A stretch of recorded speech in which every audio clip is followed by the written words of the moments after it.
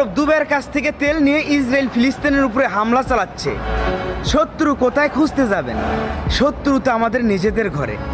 কারোরই কিছু বলতে হবে না, শুধুমাত্র সৌদি দুবাই যদি একটা কথা বলে, ইসরায়েলের আর সাহস হবে না সামনের দিকে একটা ধাপ বাড়াতে।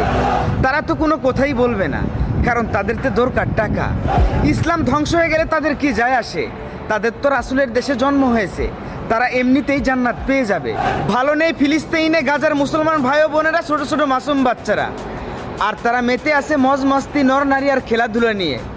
জেগে উঠো হে বিশ্বের মুসলমান, ফিলিস্তিনের পাশে দাঁড়াতে হবে, ইসলামকে বাঁচাতে হবে, ঘুমিয়ে থাকলে চলবে না। এই ইতিহাস একদিন রোজ হাশরে সাক্ষী দেবে, ইসলামকে বাঁচাতে গিয়ে শুধুমাত্র ফিলিস্তিন যুদ্ধ করেছে, আর আমরা পুরো বিশ্বের মুসলমানরা বসে বসে শুধু তার তামসা দেখে গেছি।